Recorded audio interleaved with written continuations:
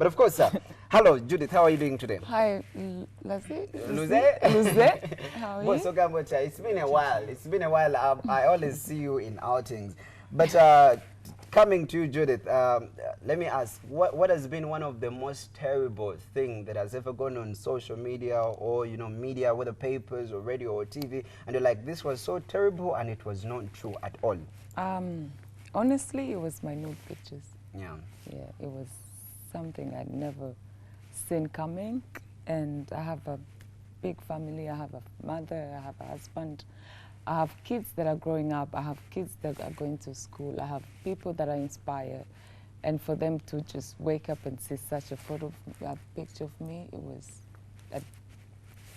terrible. Terrible, and it was it the real picture, or was it real you? Or I don't think we should actually go into details, but yeah, that was the most embarrassing. And okay, now now we are going to first go through, you know, what goes on to, you know, media, because at the end of the day, if you clear it, everyone will be like, okay, we had it from her, and that's not true. I remember some time back, people wrote so much, and they're like, you and your husband had that you had separated, that because it was because of your much partying and moving out, and you always don't sleep at home. Then now I'm giving you what happened in the media. So Darling, it is all up to you to clear that, you know, for once and for all. I've never separated with my husband. Every relationship has their ups and downs, but I've never slept out of my house. I've never separated from my husband. We've never gone a week without seeing each other.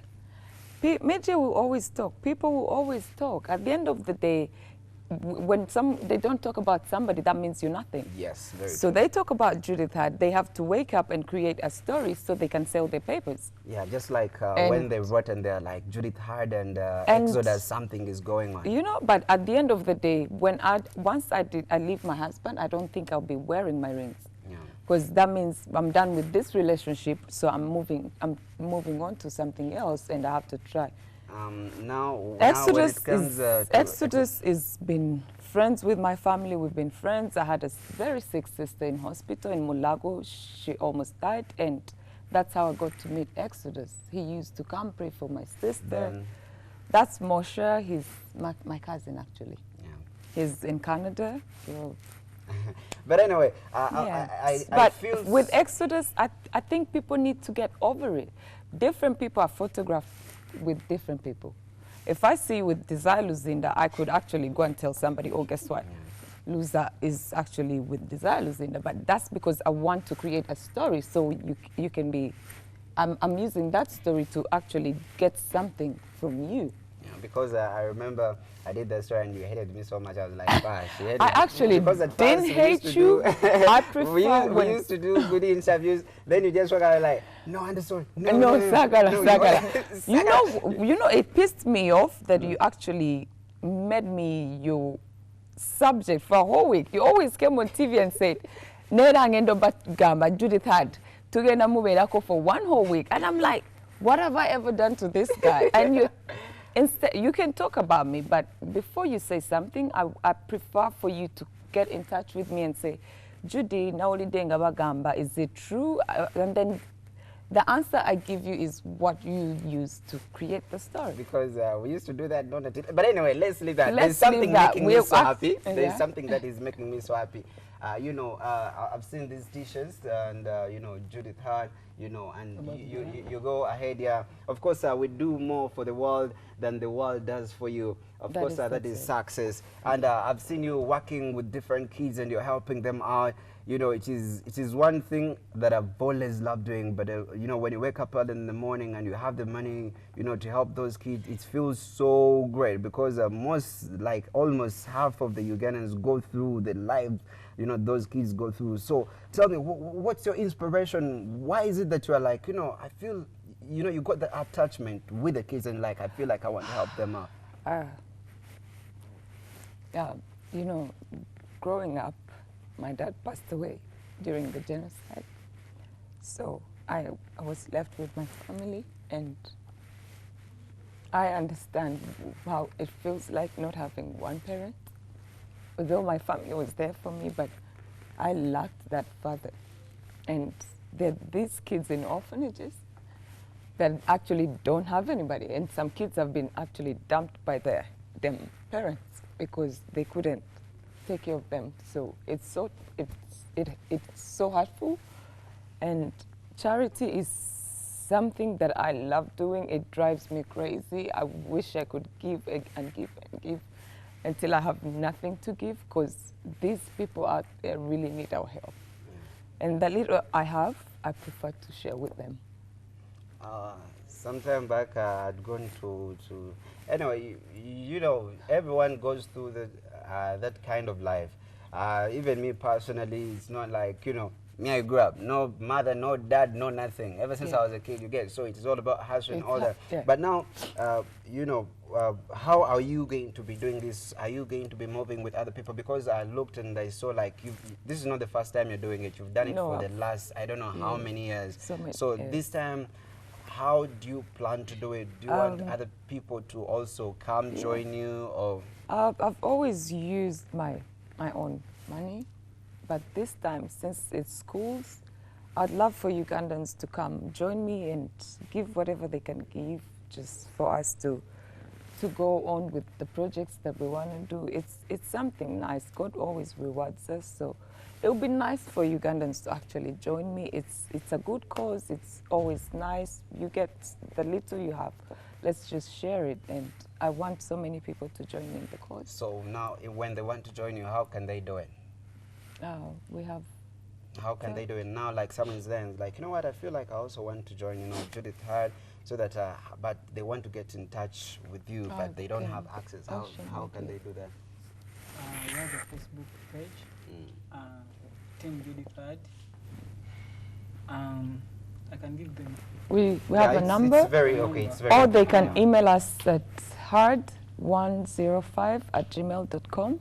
Or they can call 0772. Slowly. 0772 43 08 43.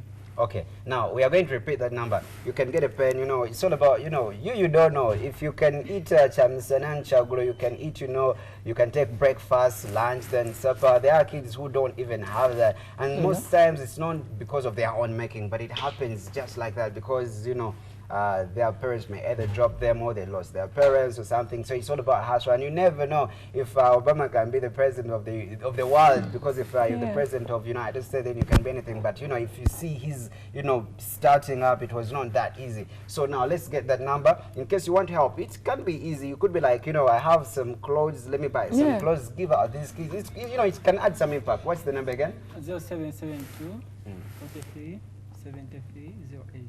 Wow, as simple as that. So, what is it that you'd love to tell people? There are those people who are like, they never have a feeling of, you know, helping out.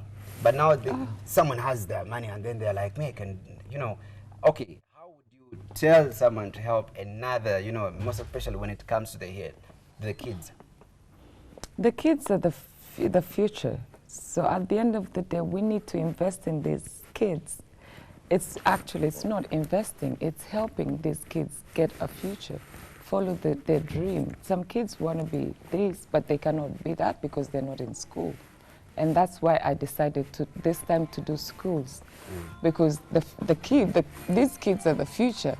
Once you pay school fees, once you give them what they need to be in school, they're going to do well, and you never know what this kid will be in the future. And do you already have the list of schools where you're going to? No, actually, from here we're going to Mukono to try and go through the area and see exactly what school really needs our help.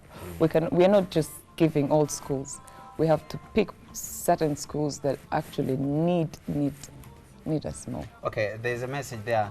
Someone is called Reba. That message again, okay, someone is asking what was really the beef you and Zari. What was it all about? How did it begin? Someone is asking there.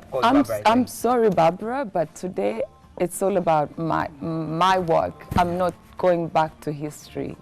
You know, it was back then. I'm now a different woman and focused on different things, darling. Thank you. Okay, guys, I think, thank you very much. What is it that you'd love to tell the people officially as, you know, Team Judith Hard? Lastly. I'm asking everyone to join us. Yeah. Facebook, they can easily go to Team Judith Hard. Hard. No separation of words. Team Judith Hard. So you don't separate them? Yeah, we don't separate. Oh, Team Judith Hard. Yeah, one word. On Facebook here, and even we have a website. Yeah. www.judithhard.com. Wow.